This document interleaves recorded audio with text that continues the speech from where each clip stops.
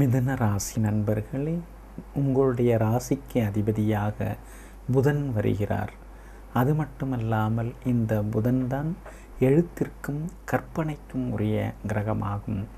புதனுக்கு வித்யா காரகன் என்ற ஒரு பெயரும் உண்டு. வித்தைக்கு அதிபதியாகவும் இந்த புதன்தான் வருகிறார். ஒருவருடைய ஜாதகத்திலே புதன் வலுவாக அமர்ந்திருந்தால் அவர்கள் PhD அதாவது முனைவர் பட்டம் பெருமளவிற்கு பெரிய அளவிலே கல்வியிலே பாண்டித்தியம் பெற்றவர்களாக விளங்குவார்கள். அது மட்டுமல்லாமல் இந்த புதன்தான் மற்றவர்களுடன் இணக்கமாக செல்லக்கூடிய ஒரு இயல்பு குணத்தை தரக்கூடியவர். சமுதாயத்தை மாற்றுவது, சீர்திருத்தங்களெல்லாம் செய்வது, பழைய தவறுகளையும் பிரபலங்களின் தவறுகளையும் சுட்டி காட்டுவது போன்ற பல்வேறு குணங்கள் இந்த புதனின் ராசியில் பிறந்த உங்களுக்கு அதிகமாக இருக்கும். உங்களுக்கு யோகாதிபதியாக வெள்ளி பகவான் வருவதனால்தான் உங்களுக்கு இயல்பாகவே செல்வ வளமெல்லாம் உண்டு. அப்படிப்பட்ட யோகாதிபதிகளாகிய உங்களுக்கு இந்த மன்மத வருடம் எப்படி இருக்கும் என்று பார்ப்போம். உங்களுடைய ராசிக்கு 8வது ராசியிலே இந்த மன்மத வருடம் பிறப்பதனால் செலவுகள் தான் இருந்து கொண்டே இருக்கும். செலவுகளை கட்டுப்படுத்த முடியாமல் தான் தவிப்பீர்கள். ஆனால் அதற்கு தகுந்தாற்போல் உங்களுக்கு செல்வ வளம் இருந்து கொண்டே இருக்கும். பணவரவு இந்த ஓராண்டு காலத்திற்கு அதிகமாக இருந்து கொண்டிருக்கும். இந்த மன்மத வருடம் பிறக்கும் வேளையிலே குரு பகவான் உங்களுடைய ராசிக்கு 2வது வீட்டிலே அமர்ந்திருக்கிறார். அதாவது 4/7/2015 வரைக்குமே குரு பகவான் உங்களுக்கு சாதகமாக இருக்கப் போகிறார். அப்படி சாதகமாக இருப்பதனால் எதிர்பார்த்த பணம் வரும், ஏமாற்றங்களெல்லாம் நீங்கும். இந்த மன்மத வருடத்திலே உங்களுடைய வார்த்தைக்கு மதிப்பு கூடும். உங்களுடைய ஆலோசனைகளை, அறிவுரைகளை எல்லாம் உறவினர்கள், நண்பர்களெல்லாம் கேட்டு நடந்து கொள்வார்கள். உங்களுக்கு புகழ், கௌரவமெல்லாம் ஒருபடி உயரும். எல்லா வகையிலும் மேன்மையான யோக பலன்களெல்லாம் குரு பகவானால் இந்த மன்மத வருடத்திலே உங்களுக்கு கிடைக்கும். ஆனாலும் ஜூலை 5 அதாவது 5/7/2015 முதல் குரு பகவான் உங்களுடைய ராசிக்கு 3வது வீட்டிலே சென்று மறைவதனால் அவ்வப்போது கொஞ்சம் பணப்பற்றாக்குறையும் இருந்து கொண்டிருக்கும், வேலை சுமையும் இருந்து கொண்டிருக்கும்.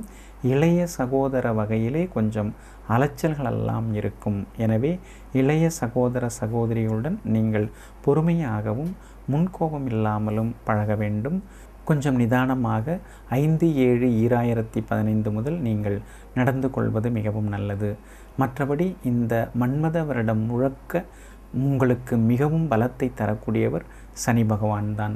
சனி பகவான் இந்த மன்மத வருடம் முழுக்க 6வது வீட்டிலேயே உங்களுக்கு வலுவாக அமர்ந்திருக்க போகிறார். வக்கரமாகி சில மாதங்கள் 5வது வீட்டிற்கு சென்றாலும் 6வது வீட்டிற்குரிய முழு பலன்கள் தான் இந்த மன்மத வருடத்திலே உங்களுக்கு கிடைக்கும். இந்த மன்மத வருடம் முழுக்க சனி பகவான் வலுவடைந்து நிற்பதனால் திடீர் பணவரவு உண்டு. லாட்ரி, ஷேர் மூலமாகவும் பணம் வரும். எதிர்பாராத பணமும் உண்டு. அது மட்டுமல்லாமல் வழக்குகளெல்லாம் சாதகமாக முடிவடையும். எதிர்ப்புகளெல்லாம் குறையத் தொடங்கும். உங்களுக்கு எதிராக பேசியவர்களுடைய மனசு மாறும். உங்களுக்கு எங்கு சென்றாலும் ஆதரவு பெருகும். அது மட்டுமில்லாமல் உங்களுடைய வாழ்க்கை தரமும் இந்த ஓராண்டு காலத்திலே உயரும். அடிப்படை வசதி வாய்ப்புகளெல்லாம் பெருகும். அசையா சொத்துக்களாகிய வீடு, காணி இவையெல்லாம் உங்கள் ரசனைக்கேற்ப அமையும். எனவே வீடு, காணி வேண்டக்கூடிய யோகா அமைப்புகளெல்லாம் இந்த ஓராண்டு காலத்திற்கு உங்களுக்கு கிடைக்கும். அது மட்டுமல்லாமல் திடீர் பணவரவு உண்டு, செல்வாக்கு உண்டு. பெரிய பதவிகளுக்கெல்லாம் நீங்கள் தேர்ந்தெடுக்கப்படுவீர்கள். எந்த தேர்தலிலே, எந்த போட்டியிலே நீங்கள் நின்றாலும் அதிலெல்லாம் நீங்கள் வெற்றி வாகை சூடுவீர்கள். அரசாங்கத்தால் அனுகூலம் உண்டு. இந்த மன்மத வருடத்திலே உங்களுக்கு அரசு காரியங்களெல்லாம் நல்ல விதத்திலே முடிவடையும். அது மட்டுமல்லாமல் பிள்ளைகளால் பெருமை தரக்கூடிய இனிய சம்பவங்களெல்லாம் நிகழும். பிள்ளைகளால் சமூகத்திலே அந்தஸ்து ஒருபடி உயரும். எல்லா வகையிலும் மேன்மையான யோக பலன்களும் இந்த மன்மத வருடத்திலே உங்களுக்கு உண்டாகும்.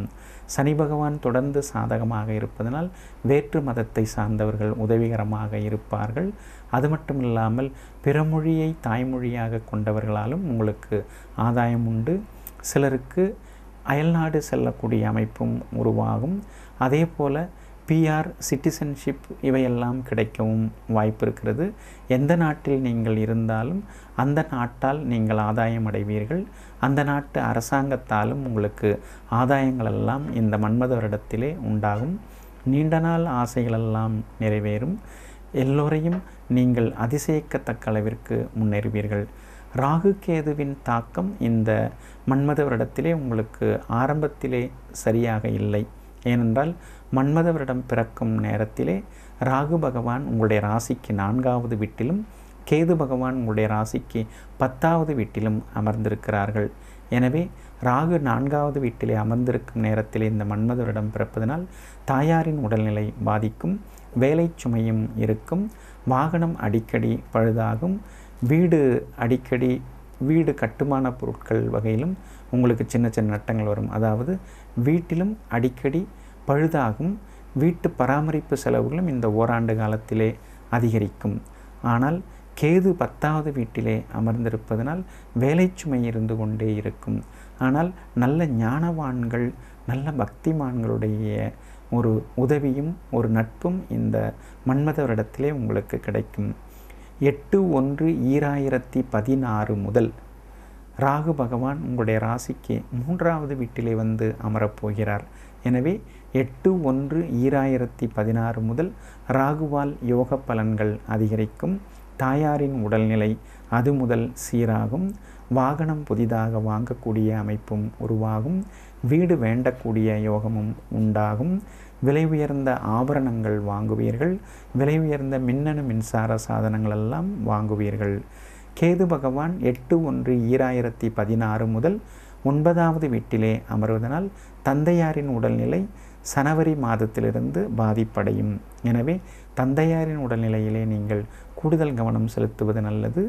அப்புறம் சேமிப்புகளும் கொஞ்சம் கரையத் தொடங்கும்.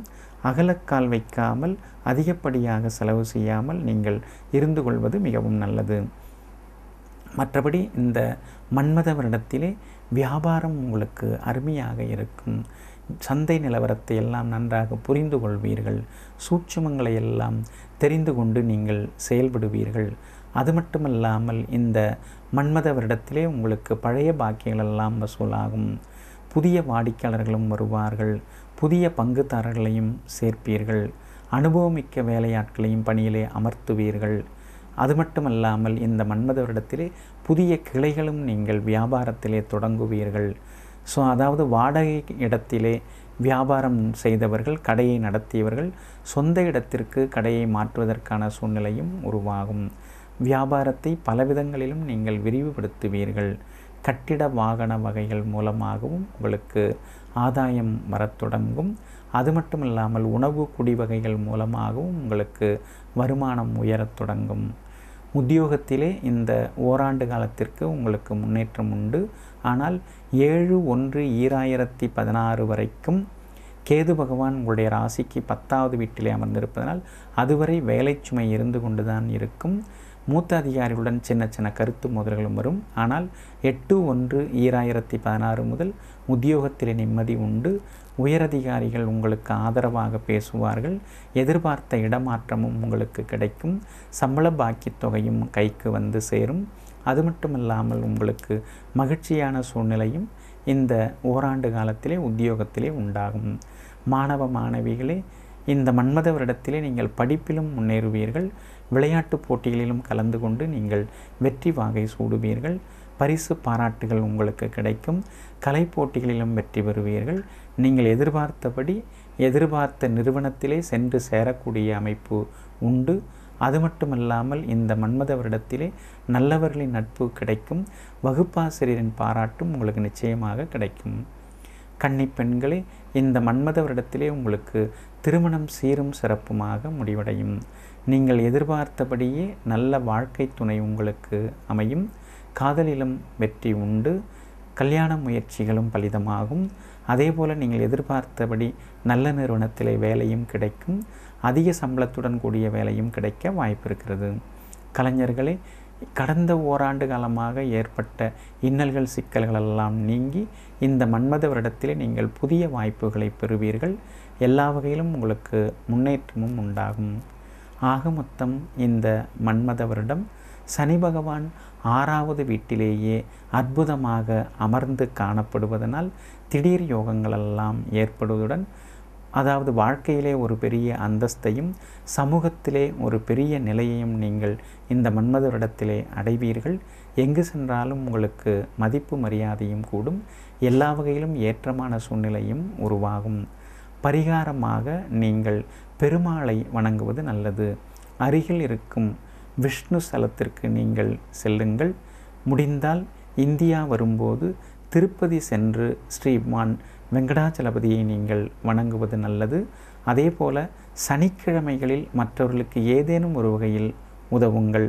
அன்னதானம் செய்வதோ, ஆடை தானம் செய்வதோ, அல்லது ஏதேனும் அவர்கள் கேட்டால் அதை செய்து தருவதையோ சனிக்கிழமைகளில் நீங்கள் செய்து தர தயங்காதீர்கள். சனிக்கிழமை தோறும் யாரேனும் ஒருவருக்கு உதவிகரமாக நீங்கள் இருப்பது நல்லது.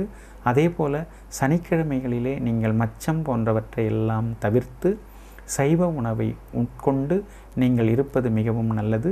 அருகில் இருக்கும் விஷ்ணு ஸ்தலத்திலே, அதாவது பெருமாள் ஸ்தலத்திற்கு சென்று அவ்வப்போது சனிக்கிழமையில் நீங்கள் நெய் தீபம் ஏற்றுங்கள். எல்லா வகையிலும் உங்களுக்கு நன்மை உண்டாகும்.